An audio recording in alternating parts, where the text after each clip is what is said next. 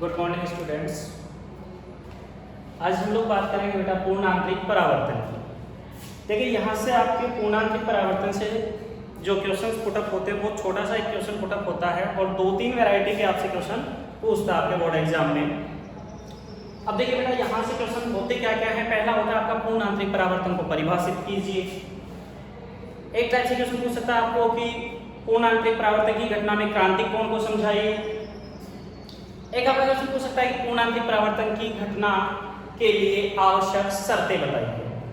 तो सबसे पहले हम लोग बात करने वाले हैं बेटा पूर्ण आंतरिक परावर्तन के लिए जो आवश्यक शर्तें हैं आपकी, उनकी बात करता हूं कि पूर्ण आंतरिक परावर्तन के लिए आवश्यक शर्तें क्या क्या है।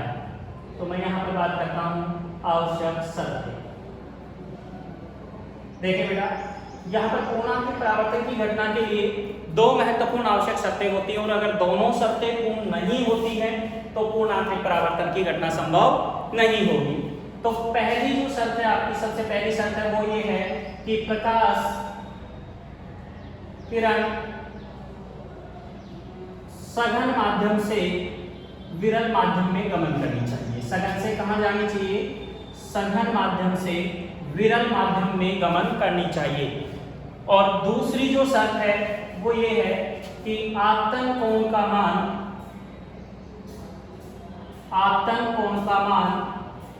सदैव क्रांतिक कोण के मान से अधिक होना चाहिए। क्रांतिक कोण से अधिक होना चाहिए।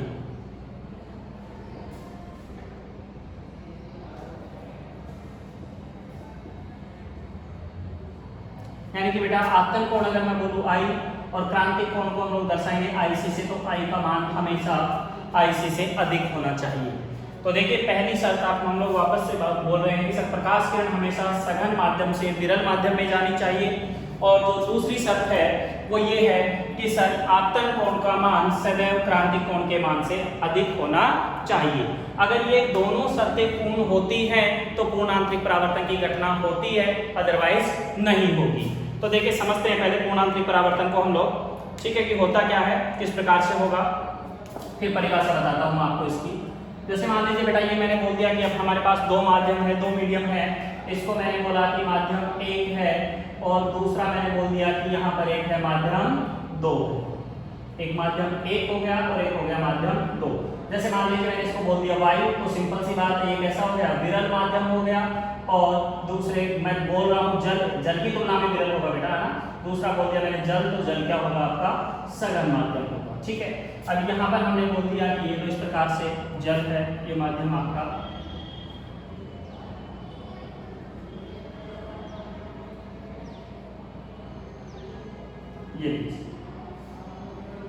ये अपना एक सघन माध्यम हो गया और दूसरा हो गया विरल।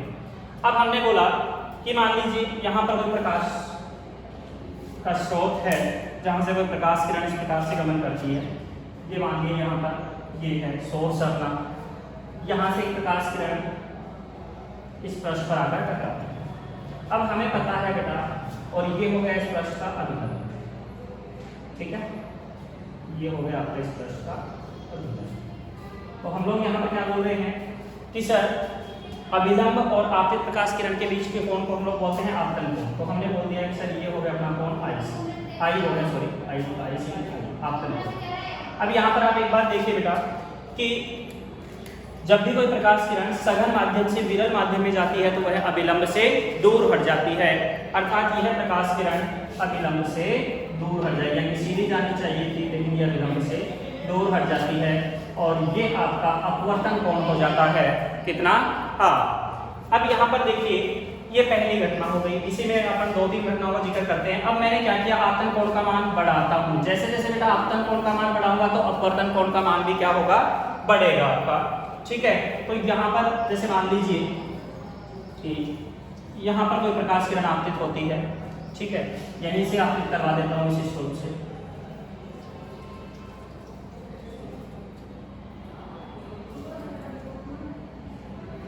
ये इस प्रकार से कोई प्रकाश किरण आपतित होती है। अब आप सीधी सी बात, यहाँ पर सिंपल सी बात देखिए बेटा कि I का मान बढ़ गया और I का मान इतना हो गया कि ये जो आपकी प्रकाश किरण है वो अभिलंब के लंबवत चली जाती है। अर्थात आपतन कोण का मान कितना हो जाता है, 90 डिग्री हो जाता है। तो इस कोण को हम लोग क्या बोलेंगे, परावर्तन कोण, क्रांति कोण बोलेंगे। देखिए क्रांति कोण को परिभाषित कैसे करेंगे कि सघन माध्यम में आपतन कोण का वह मान जिसके संगत विरल माध्यम में अपवर्तन कोण का मान 90 डिग्री हो जाता है, क्रांति कोण कहलाता है।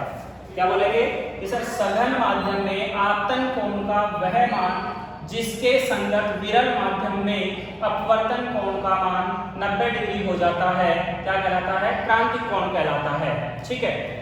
अब अगर मान लीजिए कि अगर कोई प्रकाश किरण को बेटा अगर क्रांति कोण से भी ज्यादा अधिक कोण पर मैं क्या करवा दूं, आपतित करवा दूं, तो वो प्रकाश किरण क्या होती है, पुनः लौट कर, जैसे मान लीजिए यहाँ से वो प्रकाश किरण एक और आती है, ये हो गया इसके लिए लंब अभिलंब, ये कोण आई है और उसका मान क्या है, IC से ज्यादा। ठीक है। तो इस कंडीशन में क्या होगा बेटा, ये प्रकाश किरण वापस इसी माध्यम में लौट आती है और यह घटना ही क्या कहलाती है, पूर्ण आंतरिक परावर्तन कहलाती है। तो हम लोग क्या बोलेंगे कि सर सघन माध्यम में यदि कोई प्रकाश किरण क्रांति कोण के मान से अधिक कोण पर आपतित होती है तो यह पुनः दोनों माध्यमों के पृथकारी पृष्ठ से टकराकर उसी माध्यम में लौट आती है। यह घटना क्या कहलाती है, पूर्ण आंतरिक परावर्तन कहलाती है। ठीक है। तो अब देखिए यहाँ पर पहली शर्त हमने बोला प्रकाश किरण सघन माध्यम से विरल में जानी चाहिए। सर सघन से किस में जा रही है, विरल में ही जा रही है। और आपतन कोण का मान से क्रांति कोण के मान से अधिक होना चाहिए, I का मान IC से ज्यादा होना चाहिए। तो यहाँ पर I का मान IC से ज्यादा है। अब यहाँ पर देखिए बेटा जो माध्यम का अपवर्तनांक है उसमें और यहाँ पर जो आपका क्रांति कोण है उसमें एक संबंध पूछ लेता है अपने से कई बार। तो हम लोग देखिए संबंध याद करते हैं। सबसे पहले मैं बोलता हूँ कि स्नेल के नियम से, स्नेल का नियम क्या कहता है आपका, स्नेल के नियम से,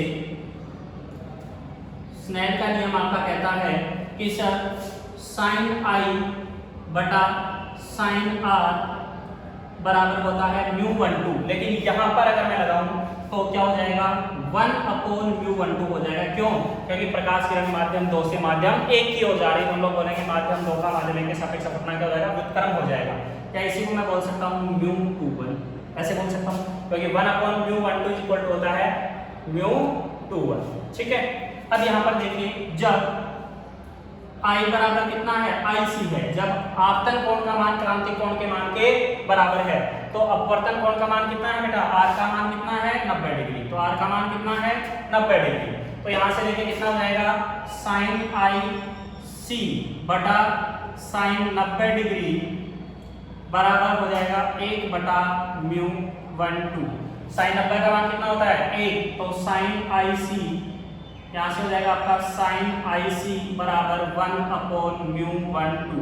तो यानी कि सिंपल से अगर मैं यहाँ से बात बोल दूँ बेटा तो क्या आ जाएगा अपना, यह आ जाएगा कि सर μ12 बराबर हो जाएगा 1/sin IC। ये रिलेशन आ गया किसका, आपका क्रांति कोण और माध्यम के अपवर्तनांक में। आप इसी को बोल सकते हैं μ12 बराबर 1/sin IC को बोलते हैं बेटा कोसेक IC। तो हम लोग इसको क्या बोल सकते हैं, कोसेक IC भी बोल सकते हैं।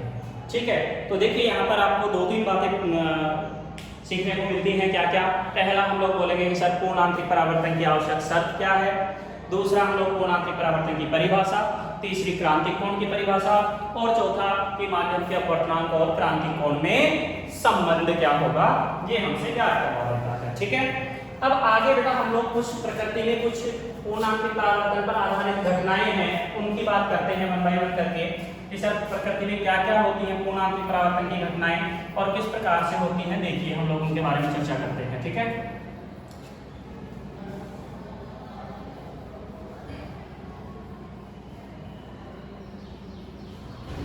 देखिएगा बेटा ध्यान से समझिएगा। पहली घटना का जिक्र करता हूं। पहली घटना है ब्रिलियंस ऑफ डायमंड, हीरे का चमकना। हीरे का चमकना, जो बेटा हीरा जो चमकता है या हीरे की जो ब्रिलियंस है वो ज्यादा होती है, वो किसकी वजह से होती है, पूर्ण आंतरिक परावर्तन के कारण होती है। अब देखिए यहाँ पर ये पूर्ण आंतरिक परावर्तन के कारण क्यों होती है उस बात को समझिएगा आप लोग कि अगर हम लोग बात करें कि हीरा डायमंड है वो एक कार्बन का स्वरूप होता है और उसकी संरचना कुछ इस प्रकार से होती है, चतुष्फलकीय संरचना में व्यवस्थित होता है। यानी कि प्रत्येक कार्बन परमाणु एक चतुष्फलकीय संरचना में क्या होता है, व्यवस्थित होता है। इस प्रकार से डायनामिक स्ट्रक्चर होती है आपकी, ठीक है ये। और यहाँ पर प्रत्येक कार्बन परमाणु किसमें होगा, चतुष्फलकीय संरचना में व्यवस्थित होता है, ठीक है। अब देखिए हीरे का अपवर्तनांक जो है वो बहुत अधिक होता है, कितना होता है 2.4 मैक्सिमम अपवर्तनांक होता है बेटा हीरे का 2.4। और इस अब देखिए हमने अभी माध्यम की क्रांति कोण और जो अपवर्तनांक है उसमें से एक संबंध निकाला। हमने बोला कि सर μ/2 बराबर 1/sin IC, यानी कि IC का मान जितना ज्यादा होगा अपवर्तनांक उतना ही कम होगा, या ऐसे बोल सकते हैं सर अपवर्तनांक जितना ज्यादा होगा तो क्रांति कोण उतना ही कम होगा। तो बेटा यहाँ पर जो क्रांति कोण का मान है हीरे के लिए वो होता है 24.4 डिग्री से, कितना होता है 24.4 डिग्री के आसपास होता है। तो अपवर्तनांक बहुत अधिक होता है और क्रांति कोण का मान बहुत ही कम होता है। अब हीरे को बेटा इस प्रकार से तराशा जाता है, काटा जाता है। देखिए हम लोग बोलते हैं कि सर असली हीरे की पहचान जोहरी को होती है। वो क्यों होती है, ऐसा क्यों बोला जाता है? क्योंकि जब हीरे को तराशा जाता है ना तो उसको इस प्रकार से तराशा जाता है कि उसके हर फलक पर जब प्रकाश आपतित हो तो वो फलक पर आपतन कोण का मान इससे क्या होना चाहिए, ज्यादा होना चाहिए, 24.4 डिग्री क्रांति कोण के मान से ज्यादा होना चाहिए। और जैसे ही एक बार प्रकाश हीरे में एंटर करता है तो वो उसके फलकों से बार बार इस प्रकार से तराशेंगे कि आपतन कोण का मान हर फलक पे क्या रहे 24.4 डिग्री से ज्यादा। तो प्रकाश सीधा बाहर ना निकलकर बार बार पूर्ण आंतरिक परावर्तन होकर इसी के फलकों से क्या होता रहता है, टकराता रहता है। और जहां पर प्रकाश टकराएगा वहां पर क्या करेगा, एक चमक उत्पन्न करेगा। इसलिए हम लोग बोलते हैं कि जो डायमंड है वो क्या होता है, बहुत अधिक चमकता है। उसके दो कारण, मुख्य कारण क्या है सर, अपवर्तनांक बहुत अधिक होता है और क्रांति कोण का मान बहुत ही कम होता है। ये सीधे से अपन आसानी से बता सकते हो, वो छोटा सा टॉपिक आपका, ठीक है। तो आप लोग याद रखेंगे कि सर हीरे के लिए क्रांति कोण का मान क्या होता है, कम होता है और अपवर्तनांक का मान ज्यादा होता है, ठीक है। दूसरी घटना की बात करता हूँ। दूसरी घटना बहुत ही इंटरेस्टिंग सी घटना है बेटा, और उस घटना का नाम है आपका मरीचिका। दूसरी घटना क्या है आपकी, मरीचिका। बोले सर मरीचिका होता क्या है? देखो मरीच का मतलब क्या होता है, हीरा। तो देखिए समझाता हूं आपको मरीचिका होता क्या है। देखिए आपने कई बार देखा होगा कि गर्मियों के दिनों में रेगिस्तान में अगर हम लोग जाते हैं तो हमें ऐसे लगता है कि कुछ दूरी पर जाने के पश्चात पानी के तालाब हैं और उस पानी के तालाब में अपने को पेड़ पौधों या उसके आसपास की इमारतों के उल्टे प्रतिबिंब दिखाई देते हैं। लेकिन वास्तविकता में ऐसा कुछ होता नहीं है। और ये जो दृष्टि भ्रम उत्पन्न होता है बेटा, इसी को हम लोग क्या कहते हैं, मरीचिका कहते हैं। अर्थात ये क्या है, दृष्टि भ्रम है, इल्यूजिनेशन है। और उस इल्यूजिनेशन की को ही हम लोग क्या बोलते हैं, मरीचिका बोलते हैं। समझिएगा बात को किस प्रकार से। अगर मैं गर्मी के दिनों में मरुस्थल की बात करता हूँ, रेगिस्तान की बात करता हूँ, जैसे मान लीजिए हो गया हमारा धरातल बेटा, ठीक है। अब गर्मी के दिनों में होता क्या है कि प्रकाश किरणें सीधी आती है, सूर्य की किरणें धरातल पर, तो धरातल के आसपास की जो वायु है ना बेटा वो ज्यादा गर्म हो जाती है, क्योंकि धरातल प्रकाश किरणों को क्या करता है, अवशोषित करता है। और ऊर्जा को अवशोषित करने के कारण यहाँ पर जो बेटा जो आसपास की जो वायु है ना वो तुलनात्मक रूप से अधिक गर्म हो जाती है। अर्थात ऊपर की वायु कैसी होती है, ठंडी, और नीचे की वायु कैसी होती है, गर्म। यानी कि धरातल के पास की कैसी वायु होती है, गर्म वायु होती है, और ऊपर की जो वायु होती है वो कैसी होती है, ठंडी वायु होती है, ठीक है। अब एक बात हमें अच्छे तरीके से पता है कि गैसें है ना गर्म होने पर प्रसारित होती हैं, फैल जाती हैं। तो यहाँ पर भी ऐसा ही सीन होता है कि जैसे ये वायु गर्म होती है तो ये फैलती है। फैलने का मतलब नीचे का माध्यम कैसा हो गया, विरल, और ऊपर का माध्यम कैसा हो गया, सघन, क्योंकि ठंडी वायु है और ठंडी वायु हमेशा सघन होती है, ठीक है। अब हमने बोला कि सर यहाँ पर जैसे मान लीजिए कोई पेड़ है रेगिस्तान में, यहाँ पर कोई पेड़ है, इस प्रकार से मान लीजिए, ठीक है। अब यहाँ पर अगर इस पेड़ की मैं बात करूं तो ये बेटा ऊपर की वायु तो कैसी है, ठंडी है, और नीचे की वायु कैसी है, गर्म है, ठीक है। तो ऊपर की वायु ठंडी होने के कारण ऊपर का माध्यम सघन और नीचे का माध्यम विरल। तो जैसे ही कोई प्रकाश किरणें इस पेड़ से धरातल की ओर आती है, ये लो जी, तो कहां से कहां आ रही है बेटा, सघन माध्यम से किसमें आ रही है, विरल में। ये माध्यम कैसा हो गया, सघन ठंडी वायु, और नीचे की गर्म वायु कैसी हो गई, विरल। तो प्रकाश किरण कहां से कहां आ रही है, सघन माध्यम से विरल माध्यम में आ रही है। कहां से कहां आ रही है, सघन माध्यम से विरल माध्यम में आ रही है। और ये हो गया दोनों माध्यमों के ये आपका कोण हो गया आई। अब अगर इस आई आपतन कोण का मान क्रांति कोण के मान से अधिक हो जाता है तो इसका पूर्णांतरक पूर्ण आंतरिक परावर्तन होगा और जिसके कारण ये इस प्रकार से आ जाएगी। जैसे मान लीजिए यहाँ पर कोई प्रेक्षक है, अब यहाँ पर ये प्रेक्षक देखेगा तो इसको क्या लगेगा कि प्रकाश किरण कहाँ से आ रही है, कहीं यहाँ से आ रही है। अब बेटा धरातल पृथ्वी के अंदर से तो आ नहीं सकती, तो उसको क्या आभास होगा कि सर ये प्रकाश किरण ये इस प्रकार से आपका ये पेड़ है, तो उसको क्या लगेगा कि यहाँ पर कोई पानी का तालाब है और उस पानी के तालाब से ये प्रकाश किरण आ रही है जिसमें उस पेड़ का इसको उल्टा प्रतिबिंब बनता हुआ दिखाई देता है। लेकिन वास्तविकता में ऐसा कुछ नहीं होता है। और बेटा ये जो दृष्टि भ्रम जो उत्पन्न होता है उसी को हम लोग क्या कहते हैं, मरीचिका कहते हैं। यानी कि ये एक क्या है, ओनली एक इल्यूजिनेशन है, वास्तविकता में ऐसा कुछ भी नहीं होता है। ठीक है, दो घटनाएं हो गई। एक और छोटा सा एक अपने है बेटा आपका प्रकाशिक तंतु, तो प्रकाशिक तंतु की भी हम लोग बात कर लेते हैं।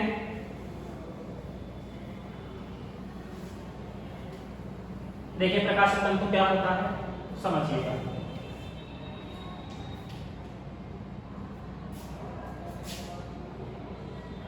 प्रकाशिक तंतु ऑप्टिकल फाइबर बोलते हैं बेटा इसको, प्रकाशिक तंतु। तो देखिए बेटा प्रकाशिक तंतु एक ऐसी प्रकाशिक युक्ति है जिसकी सहायता से प्रकाशिक संकेतों को एक स्थान से दूसरे स्थान तक बिना ऊर्जा क्षय के स्थानांतरित किया जाता है। अर्थात प्रकाशिक तंतु की सहायता से हम लोग प्रकाशिक संकेतों को एक स्थान से दूसरे स्थान तक भेज सकते हैं। सबसे पहले इसकी बनावट की बात करता हूं बेटा। तो देखिए बनावट कुछ इस प्रकार से होती है। इसका सबसे आंतरिक भाग जो होता है बेटा, उस आंतरिक भाग को बोलते हैं क्रोड। आंतरिक भाग को क्या बोलते हैं, क्रोड। फिर उसके ऊपर एक आवरण होता है, उस आवरण को बोलते हैं अधिपट्टन, या इंग्लिश में बोलेंगे इसको क्लैडिंग। और बाहर एक आवरण होता है जिसको बोलते हैं ये आपका बफर जैकेट होता है, जो इसको यांत्रिक सामर्थ्य प्रदान करता है। ये अंदर वाला भाग है क्रोड और ये भाग है आपका अधिपट्टन। इस भाग को क्या बोलते हैं, अधिपट्टन। और ये आपका ऊपर का एक कवर हो गया या कवच बोल सकते हैं, अधिपट्टन। और ये हो गया जैकेट, बफर जैकेट बोलते हैं इसको, बफर जैकेट, बफर जैकेट। और इसको बोलते हैं अधिपट्टन को बोलते हैं बेटा क्लैडिंग। आप इंग्लिश में याद रखिए, थोड़ा आसान है, आराम से याद रह जाएगा। क्लैडिंग और क्रोड को बोलते हैं बेटा कोट। ठीक है, अब यहाँ पर जो आपका क्रोड है बेटा वो बना हुआ होता है किसका, कांच का। क्रोड किसका बना हुआ होता है, कांच का बना हुआ होता है।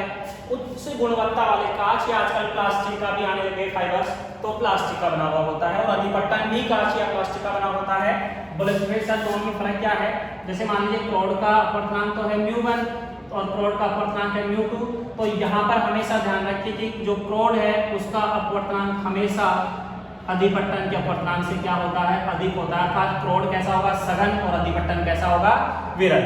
और जो आपका बफर जैकेट है बेटा वो सिंपल या तो प्लास्टिक का आवरण होता है, कवच होता है, या फिर जूट का, या फिर तार का, कोई मेटल के तार हो सकते हैं, धातु तारों का एक कवच होता है जो उसको यांत्रिक सामर्थ्य प्रदान करता है। यानी कि क्रोड और अधिपट्टन को टूटने से या क्षति पहुंचने से बचाता है। ठीक है, अगर मैं सिंपल सी अगर बात करूं क्रोड और इसकी अधिपट्टन की, तो जैसे मान लीजिए ये तो हो गया हमारे पास कोई ऑप्टिकल फाइबर है। ठीक है, तो ये वाला भाग तो कौन हो गया आपका, क्रोड हो गया। और ये वाला जो अंदर वाला जो भाग है वो कौन हो गया आपका, अधिपट्टन हो गया। ठीक है, अब यहाँ पर आप एक बात देखिए बेटा कि मैंने बोल दिया क्रोड का अपवर्तनांक है कितना, μ1, और इसका अपवर्तनांक है μ2। जैसे मान लिया μ1 बराबर तो कितना है 1.52 है, ऐसे मान लीजिए। और μ2 बराबर कितना है, इससे थोड़ा कम होगा, जैसे मान लीजिए 1.49 है। तो जिसका अपवर्तनांक ज्यादा वो सघन, जिसका अपवर्तनांक कम वो विरल। अर्थात अंदर वाला भाग तो कैसा हो गया, सघन, और बाहर वाला भाग कैसा हो गया, विरल। और जैसे ही यहाँ पर कोई प्रकाश किरण आपतित होती है और यदि उसके लिए आपतन कोण का मान क्रांतिक कोण के मान से ज्यादा हो जाता है, तो देखिए पहली कंडीशन पूरी हो गई। दूसरी, ये सघन, ये विरल, सघन से कहा जा रही है विरल की ओर, तो यहाँ से क्या हो जाएगा, इसका पूर्ण आंतरिक परावर्तन हो जाएगा। और इस प्रकार से ये प्रकाश किरण बार बार पूर्ण आंतरिक परावर्तित होकर और फाइनली बिना किसी ऊर्जा हास के दूसरे सिरे से बाहर निकल जाती है। तो इस प्रकार हम लोग बोल सकते हैं कि सर जो आपका प्रकाशिक तंतु है उसकी सहायता से हम लोग प्रकाशिक संकेतों को बिना ऊर्जा हास के, बिना ऊर्जा क्षय के एक स्थान से दूसरे स्थान तक भेज सकते हैं। ठीक है, ये यहाँ तक आपका बेटा ये पूर्ण आंतरिक परावर्तन की घटना क्या होती है, कंप्लीट होती है। अब हम लोग एक डेरिवेशन की बात करेंगे बेटा, और बहुत ही सिंपल सा एक डेरिवेशन है, थोड़ा सा लेंथी है। ठीक है, तो और हमारे आगे बहुत ज्यादा काम में आने वाला है।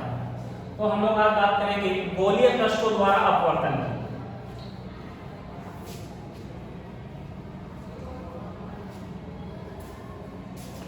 हम लोग बात करेंगे गोलीय पृष्ठों द्वारा अपवर्तन। गोलीय पृष्ठों द्वारा अपवर्तन। गोलीय पृष्ठों द्वारा अपवर्तन की घटना की बात करेंगे बेटा, समझिएगा। मैंने बोल दिया कि मेरे पास एक कोई गोलीय पृष्ठ है बेटा, इस प्रकार से मान लेता हूं उसको, ये एक अपने पास कोई गोलीय पृष्ठ है, ठीक है बेटा। यहां पर मैं इसका आधार इधर बना देता हूं, ये इसका आधार हो गया। और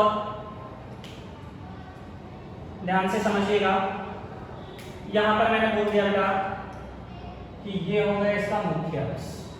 ये कौन हो गया? इसका मुख्य अक्ष हो गया। यहां पर इसका ध्रुव हो गया, ध्रुव को नाम दे देता हूं मैं P। यहां पर इसका बोल देता हूं वक्रता केंद्र है बेटा, वक्रता केंद्र हो गया आपका C। तो यहां से यहां तक की दूरी कितनी हो जाएगी? R। ध्रुव से वक्रता केंद्र के बीच की दूरी R होती है। और यहां से इस वक्रता केंद्र से मैंने इसके पृष्ठ पर एक क्या खींच दिया? अभिलंब खींच दिया, क्योंकि हमेशा जो लंब है वो कहां से खींचा जाता है बेटा? वक्रता केंद्र से ही खींचा जाता है। ये लो सर, ठीक है। अब मैंने क्या बोला कि मेरे पास बेटा यहाँ पर कोई एक वस्तु रखी हुई है। यहाँ पर कौन रखी हुई है? एक वस्तु रखी हुई है O, और यहाँ से इस वस्तु की दूरी को हम लोग दर्शा देंगे किससे? U से। तो देखिए जैसे ही प्रकाश किरण यहाँ से आती है तो इस माध्यम को मैंने बोल दिया, इस माध्यम का अपवर्तनांक है μ1, ये माध्यम आपका विरल, और ये इस माध्यम का अपवर्तनांक आपका μ2। ये माध्यम कैसा है?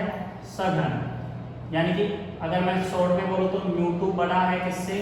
यहाँ पर लिख देता हूँ, यहाँ पर बोल दूंगा सर μ2 बड़ा है किससे? μ1 से, ठीक है बेटा। तो सिंपल सी बात है कि सर जब भी कोई प्रकाश किरण विरल माध्यम से सघन माध्यम में आती है तो विलंब की ओर झुक जाती है, अर्थात ये सीधी जानी चाहिए थी, लेकिन ये क्या हो जाता है? विलंब की ओर झुक जाती है। और यहाँ पर मान लिया इसका प्रतिबिंब बन जाता है बिंदु I पर। तो यहाँ से ये दूरी कितनी हो जाएगी आपकी? V, ठीक है।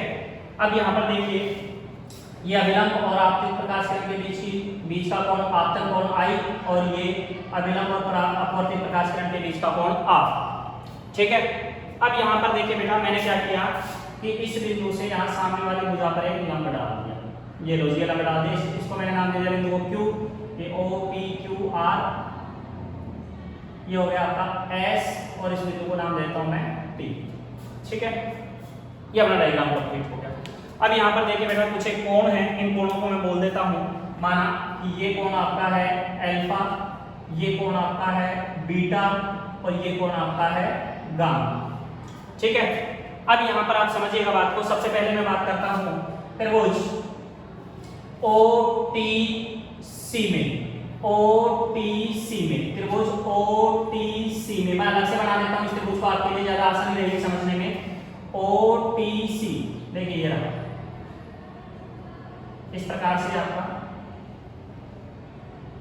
ये ये कोण है आपका I, ये कोण आपका अल्फा, और ये कोण है आपका गामा, ठीक है बेटा। OTC। अब देखिए यहाँ पर क्या है कि सर हमेशा त्रिभुज के दो अंतः कोणों का योग उनके सम्मुख तीसरे बाह्य कोण के बराबर होता है। तो दो अंतः कोण ये हो गए, के सम्मुख बाह्य कोण ये हो गया, अर्थात मैं क्या बोलूंगा सर? कोण I बराबर कितना हो जाएगा? कोण I बराबर हो जाएगा सर अल्फा प्लस गामा। कोण I बराबर हो जाएगा अल्फा प्लस गामा। इसको मैंने बोला इक्वेशन नंबर 1। वापस से बोलूंगा पुनः त्रिभुज, ये देखिए बेटा छोटा सा त्रिभुज है आपका TCI, या ऐसे बोल दीजिए CTI, CTI में। और ये CTI को अगर मैं बनाऊं तो देखिए ये कैसा है आपका? ये कुछ इस प्रकार से है आपका, इस प्रकार से है, ठीक है। ये कोण कितना है?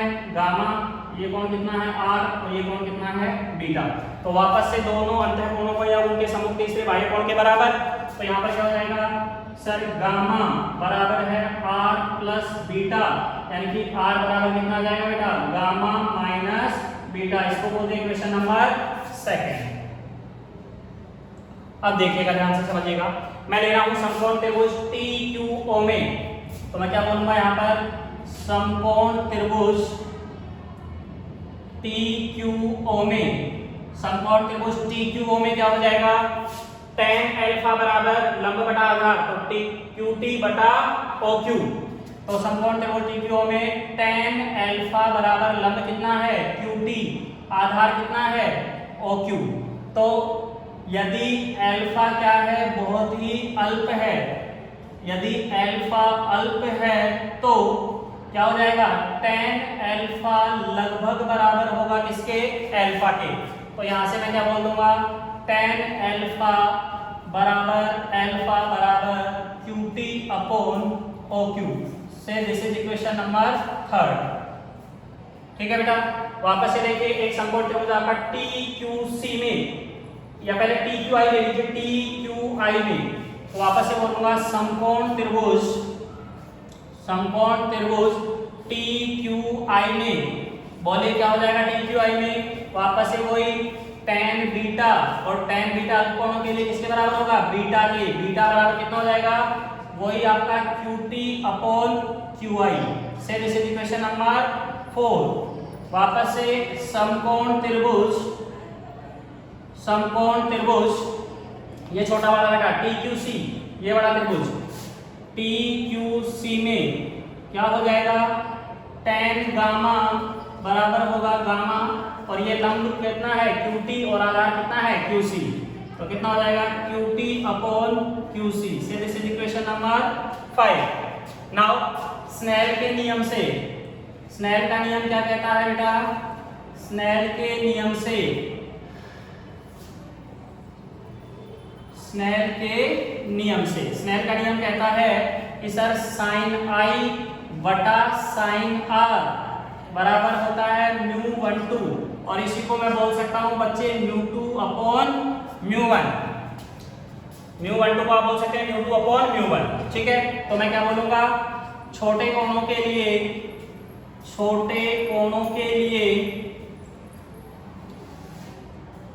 बेटा, छोटे कोणों के लिए sin थीटा लगभग बराबर होता है किसके, थीटा के। तो ये कितना बच जाएगा I, और ये कितना बच जाएगा R। तो यहां से देखिए आगे, यहाँ जाएगा सर I बटा R बराबर μ2 बटा μ1, क्रॉस गुणा करिए तो यह आ जाएगा μ1 I बराबर μ2 R। अब देखिए I और R का मान है हमारे पास समीकरण बेटा 1 और 2 में। तो समीकरण 1 व 2 से मान रखने पर, समीकरण 1 व 2 से मान रखने पर, रखे बेटा समीकरण 1 व 2 से मान, तो समीकरण 1 और 2 से अगर हम लोग यहाँ पर मान रखते हैं तो अपना बेटा क्या आ जाएगा, μ1 I का मान कितना है बेटा, अल्फा प्लस गामा बराबर μ2 R का मान कितना है बेटा, गामा माइनस बीटा। ये आ गया। अब देखिए अल्फा, बीटा और गामा के मान कहाँ है अपने पास, समीकरण 3 में, 4 में, 5 में। तो क्या बोलेंगे, समीकरण 3, 4 व 5 से अल्फा, बीटा व गामा का मान रखने पर रखे बेटा क्या आ जाएगा, यह आ जाएगा सर μ1 इंटू अल्फा का मान कितना है, QT upon OQ plus gamma का मान कितना है बेटा, QT upon QC equal to μ2, वापस से गामा का मान QT अपॉन QC, और बीटा का मान कितना है बेटा, ये रहा QT upon QI minus QT upon QI। ठीक है, अब यहां से देखिए QT सब में कॉमन आके, और ये तो क्या हो जाएगा बेटा, कैंसिल आउट हो जाएगा। तो कितना बच जाएगा, μ1 1 बटा OQ प्लस 1 बटा QC बराबर μ2 into 1 upon QC minus 1 upon QI। अब यहाँ पर देखिए बेटा, अपने पास ये जो रिलेशन आया है इसमें हम लोग क्या लगा देंगे, चिन्ह परिपाटी प्रयुक्त कर देंगे और चिन्ह परिपाटी को प्रयुक्त करने के बाद में हमारे पास इसका रिजल्ट आ जाएगा। तो देखिए यहाँ पर हम लोग चिन्ह परिपाटी प्रयुक्त करते हैं बेटा। तो क्या बोलूंगा मैं, समीकरण इसमें चिन्ह परिपाटी प्रयुक्त के लिए तो क्या लिखूंगा यहाँ पर, चिन्ह परिपाटी प्रयुक्त करने पर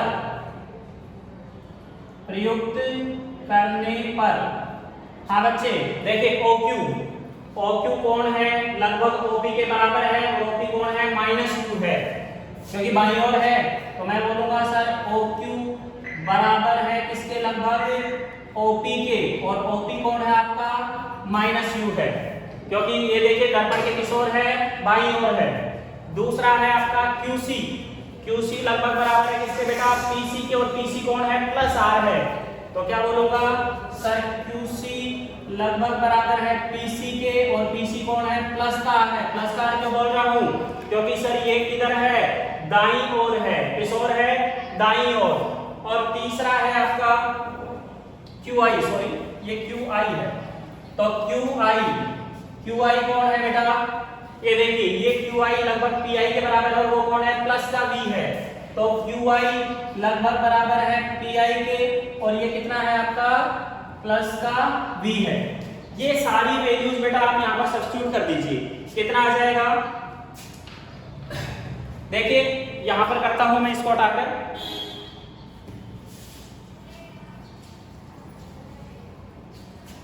हाँ जी देखिए यहां पर देखिए क्या रहेगा आपका μ1 इंटू 1/OQ, OQ कितना है माइनस का ही, तो -1/U प्लस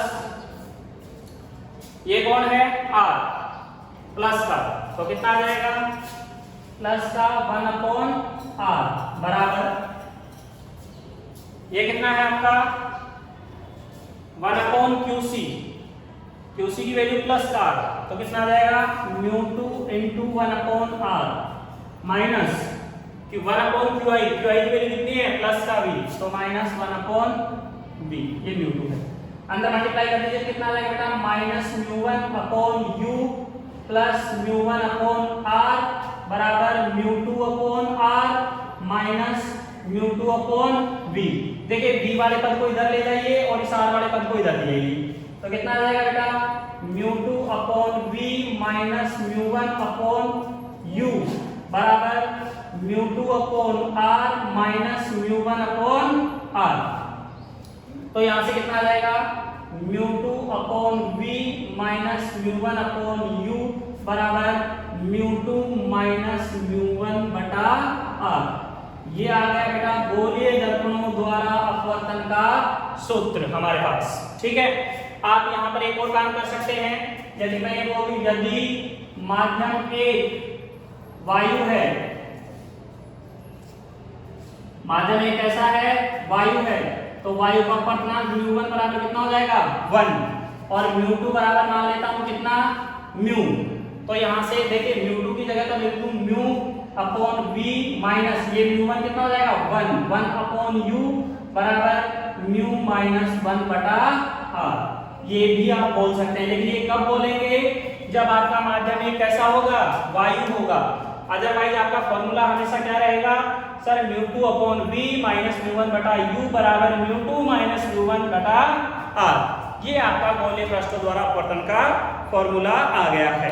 इस फॉर्मूले को बेटा बहुत अच्छे से प्रैक्टिस करना, इसका रिजल्ट याद रखना, इसका डेरिवेशन भी पूछ सकता है आपसे या फिर इस पर न्यूमेरिकल भी पूछ सकता है आपसे। तो आपको दोनों ही चीजें, इसका डेरिवेशन भी और इसका रिजल्ट भी या फॉर्मूला भी आपको याद रहना चाहिए, ठीक है बेटा।